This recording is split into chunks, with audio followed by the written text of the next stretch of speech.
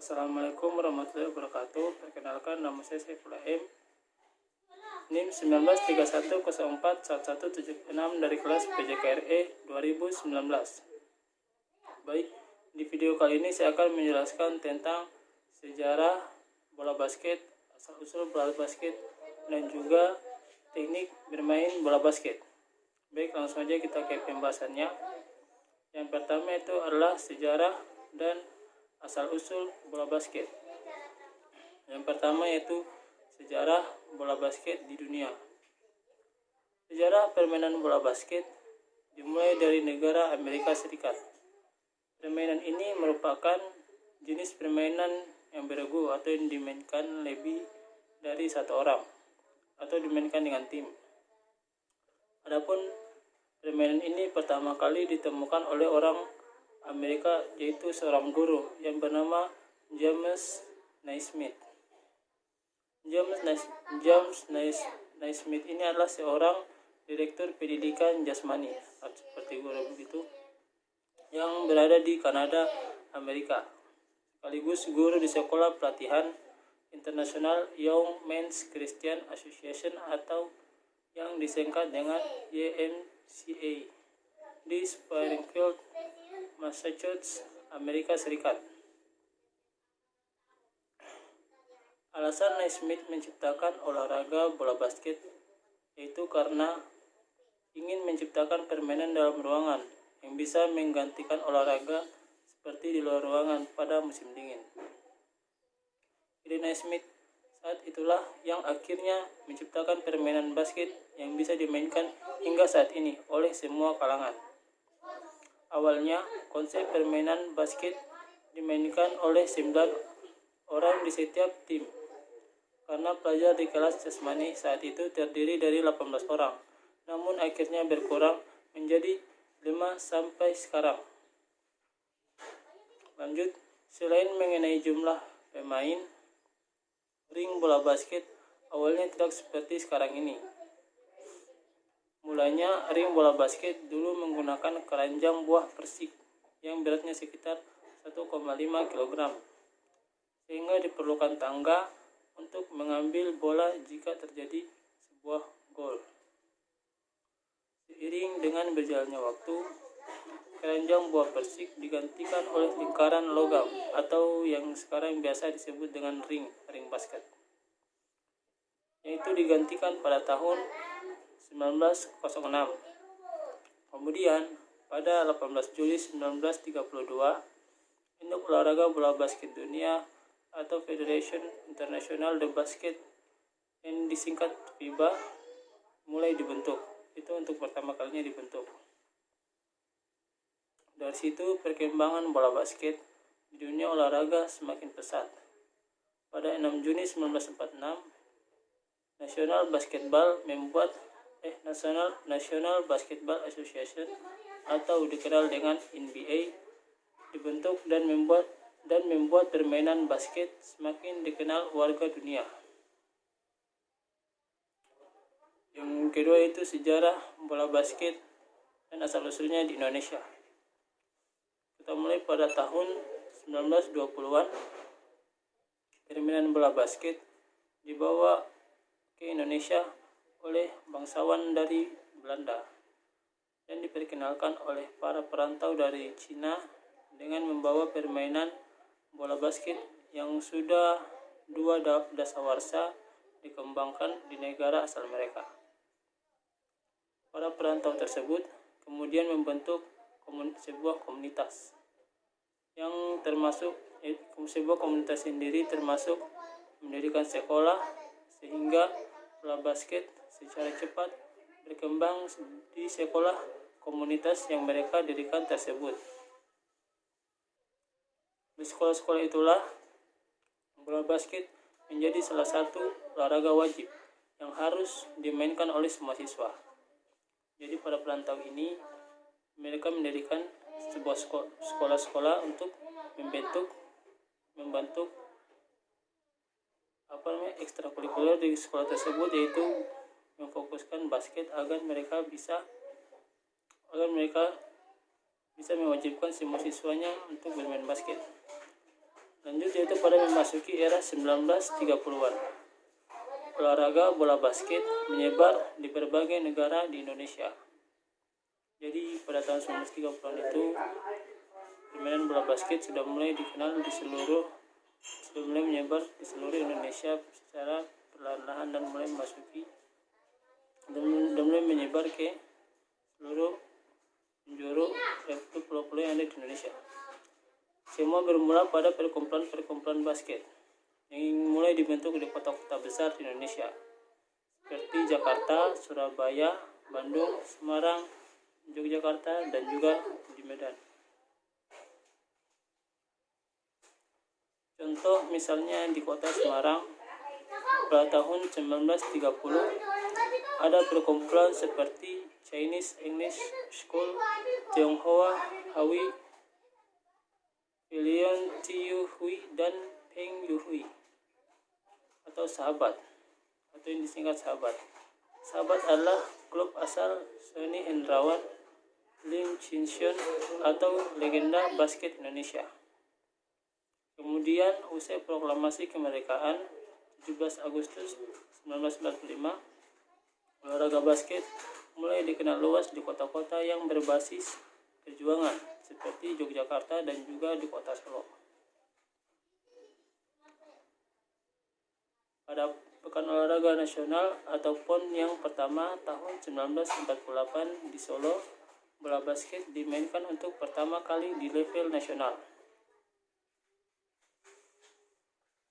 Pada 23 Oktober 1951, induk organisasi olahraga bola basket Indonesia dibentuk dengan nama Persatuan Basketbal Seluruh Indonesia atau yang disingkat dengan PBSI. Namun pada tahun 1955, nama organisasi tersebut disesuaikan dengan bahasa Indonesia menjadi Persatuan Bola Basket Seluruh Indonesia atau yang disingkat sekarang dan dikenal sampai sekarang ini yaitu Perbasi. Kita lanjut yaitu teknik-teknik dalam permainan bola basket. Yang pertama yaitu adalah dribbling. Permainan bola basket pemula harus menguasai teknik dribbling ini.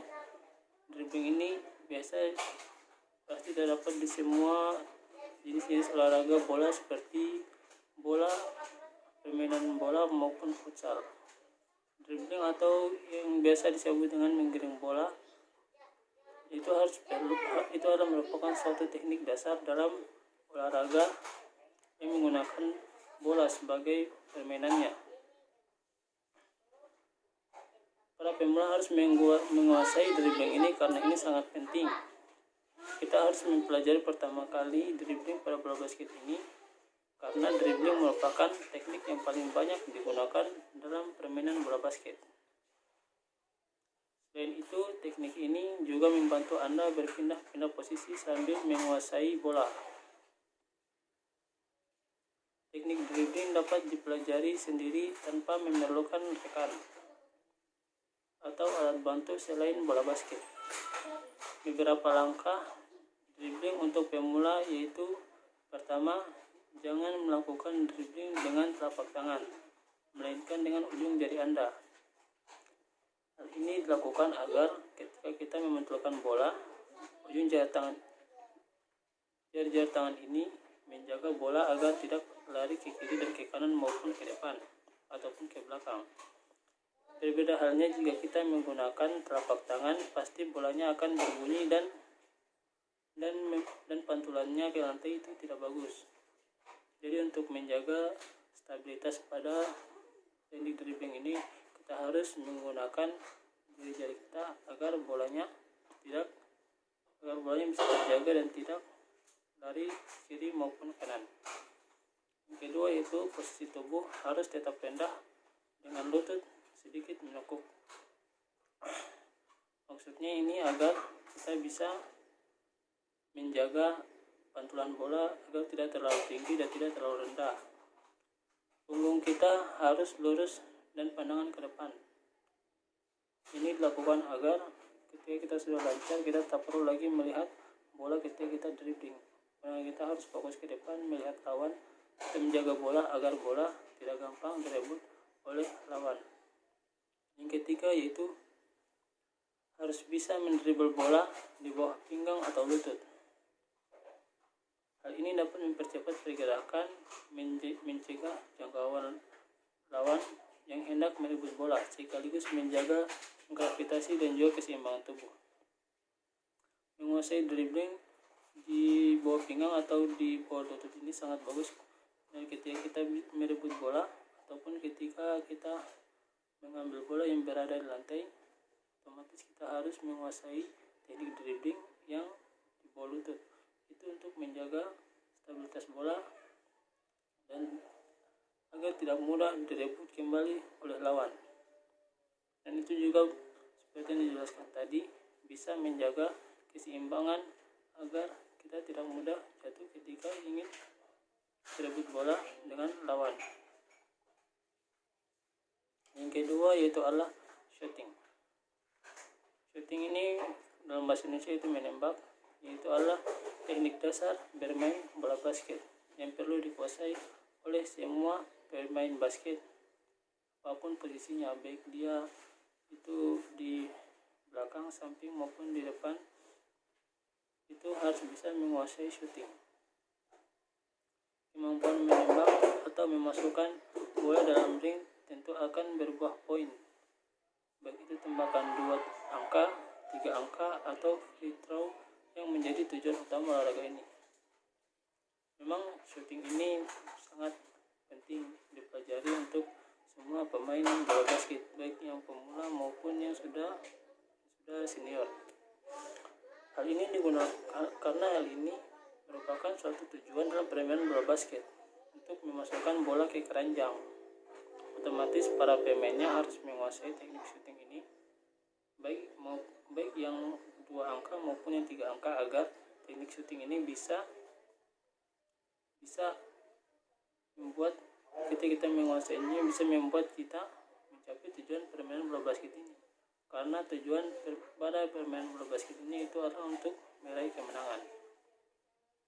Dimas Mohardi dan Jarod Kam, pelatih di BL Academy, menjelaskan bahwa untuk menguasai teknik dasar shooting dalam permainan bola basket, Anda perlu memahami konsep BEEF. Apa itu BEEF itu? Yaitu yang pertama, balance atau keseimbangan tubuh. Keseimbangan tubuh sangat diperlukan saat Anda melakukan sebuah shooting. Ketika Anda melakukan sebuah shooting, ketika pendaratan Anda harus, ketika Anda mendarat, keseimbangan tubuh itu harus tetap terjaga agar Anda tidak jatuh atau tidak keseleo saat mendarat. Cara-cara untuk menjaga balance atau keseimbangan kita ini yaitu pertama adalah dengan membuka kaki selebar bahu. Yang kedua, tekuk lutut jangan sedikit, jangan terlalu ditekuk, itu seperti menekuk seperti sedikit saja. Dan posisikan tubuh seperti setelah jongkok. Ini dilakukan agar ketika kita melakukan shooting, baik itu kita saat melakukan shooting maupun saat mendarat, keseimbangan tubuh kita tidak goyang. Yang kedua itu adalah ease. Shooting yang bagus haruslah tepat sasaran. Arahkan pandangan kita dan fokus pada sasaran, yaitu ring basket. Ketika kita melakukan shooting, kita harus fokus pada lemparan kita maupun shootingan kita agar bolanya tidak lari dan bolanya bisa masuk ke keranjang basket tersebut. Yang kedua itu adalah elbow. Ketika kita hendak melepaskan bola saat shooting, posisikan siku Anda membentuk sudut 90 derajat atau menyesuaikanlah ketika kita ingin melakukan lemparan, tergantung jarak dan juga kekuatan lemparan kita seperti apa. Yang kedua itu adalah yang terakhir itu adalah follow through. Setelah melesatkan bola dari tangan, lakukan gerakan untuk memperoleh spin bola yang baik. Yang keempat, yang ketiga itu adalah passing. Passing atau mengoper bola sebaiknya dilakukan bersama rekan atau instruktur Anda ketika latihan. Hal ini dilakukan agar kita dapat memperlancar teknik passing kita, karena passing ini merupakan teknik operan dalam bola basket. Hampir di setiap permainan yang menggunakan bola pasti ada passing. Passing terbilang cukup sulit dan dibutuhkan latihan terus-menerus. Hal ini karena saat melakukan passing, Anda perlu memahami mengenai jarak, pola gerakan rekan tim, jumlah tenaga yang dikeluarkan hingga akurasi agar operan tepat sasaran. Menurut USA Basketball, chest pass dan bounce pass adalah dua teknik passing paling dasar dalam permainan bola basket. Berikut ini penjelasannya. Sebelum menguasai teknik passing lain, kita harus menguasai teknik passing dasarnya dulu, yaitu yang pertama adalah chest pass. Teknik passing chest pass ini yaitu teknik operan dengan memegang bola basket dengan kedua tangan di depan dada seperti ini. Lalu Anda mengarahkan bola pada rekan Anda dengan cara mendorongnya. Kita mendorongnya tenaganya sesuai dengan jarak temannya kita. Jadi ketika dekat kita mendorong dengan sekuat tenaga, pasti temannya kita akan susah untuk menangkap bola tersebut, kecuali mungkin dia sudah lancar. Yang kedua itu adalah bounce pass. Teknik operan ini hampir mirip seperti chest pass. Operan perlu dilakukan dengan kedua tangan. Bedanya teknik passing ini dilakukan dengan terlebih dahulu memantulkan bola basket ke lantai sebelum diterima oleh rekan Anda. Jadi tekniknya itu kita mengoper bola, tetapi bolanya memantul dulu di tanah dan menuju ke arah rekan-rekan kita. Yang keempat itu adalah defense atau bertahan. Selain kemampuan ofensif untuk melakukan serangan dan mencetak poin seperti yang saya jelaskan tadi, seperti dribbling, passing dan shooting, Anda juga perlu mengetahui teknik defense atau bertahan. Dalam permainan bola basket, teknik ini perlu dikuasai untuk mencegah lawan mencetak poin. Jangan hanya pintar melakukan serangan, tetapi ketika bertahan kita lemah. Banyak istilah teknik bertahan dalam basket seperti close out, pass denials, weak side help, post defense, dan lain sebagainya. Namun untuk pemula, teknik defense yakni stealing dan blocking adalah yang awal perlu Anda kuasai. Stealing yaitu teknik merebut penguasaan bola oleh pemain bertahan, baik saat sedang dipegang, dioper ataupun didribble dari pemain lawan tersebut. Apabila saat merebut bola pemain bertahan menyentuh tangan lawan, maka akan dikenakan pelanggaran. Jadi yang harus disentuh itu adalah bolanya, bukan tangannya. Yang kedua itu adalah blocking. Blocking yaitu teknik saat pemain bertahan berhasil menepis pemain menyerang sehingga bola tidak berhasil masuk ke dalam ring basket. Blocking ini kita harus memblok ketika kita berhasil menepis tembakan. Ketika lawan ingin melakukan shooting, maka kita harus menepis dengan cara tangan dekat ke atas dan melompat mengikuti gerakan lawan tersebut. Yang kelima adalah rebounding. Rebounding itu boleh ditembakkan ke ring tidak selamanya berhasil. Pasti akan memantul di papan. Pasti tidak semua shooting yang kita lakukan itu akan berhasil. Disinilah teknik rebounding ini kita gunakan ketika kita gagal melakukan shooting. Teknik rebounding dalam istilah permainan bola basket saat seorang pemain berhasil menangkap bola hasil pantulan yang gagal dan ditembakkan oleh pemain lain. Rebounding merupakan teknik yang bisa dilakukan baik dalam posisi menyerang, ofensif, ataupun bertahan atau defensif. Maka dari itu, teknik ini terbagi oleh dua, ini offensive rebound dan defensive rebound. Offensive rebound iaitulah teknik untuk menangkap dan mengamankan tembakan yang meleset dari tim sendiri.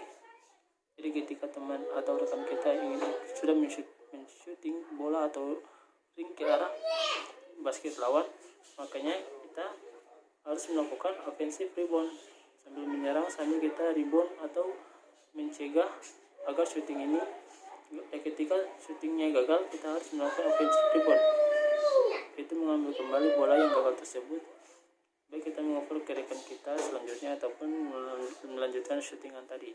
Yang kedua yaitu defensive rebound, bertahan dengan rebound, yaitu teknik untuk menangkap dan mengembangkan tembakan yang meleset dari pihak lawan. Yang terakhir yaitu ada pivot. Pivot atau secara mudah diartikan yaitu berputar. Ini berputar membentukkan keseimbangan dan koordinasi tubuh yang tepat. Ini mungkin bisa dipadukan ketika saat kita main dribbling bola, melakukan pivot dan shooting. Ketika dribbling, pivot, shooting itu adalah kombinasi yang tepat menurut saya ketika ingin melakukan ofensif atau serangan. Hal ini karena gerakan pivot tersebut harus menghaluskan salah satu kaki Anda menjadi tumpuan dan poros saat melakukan gerakan. Jadi ketika kita melakukan ofensif atau serangan, kita ingin melakukan pivot, maka salah satu dari kaki kita ini harus bisa menjadi tumpuan agar menjaga keseimbangan kita, karena pivot ini membutuhkan tumpuan tersebut, karena memang putaran yang kita lakukan ini mungkin saja tidak mulus berjalannya. Gerakan pivot ini dapat membantu meningkatkan efisien serangan dan saya tadi, di mana tim bisa mengatur posisi saat menyerang. Pivot juga dapat membantu Anda mempertahankan bola basket, baik dari serangan dari pihak lawan maupun kita ingin mendefense dari pihak lawan tersebut. Baik, itulah tadi penjelasan dari sejarah bola basket, asal-usul bola basket, dan juga teknik-teknik dari bola basket. Lebih dan kurangnya mohon dimaafkan. Wabillahi taufiq wal hidayah. Wassalamualaikum warahmatullahi wabarakatuh.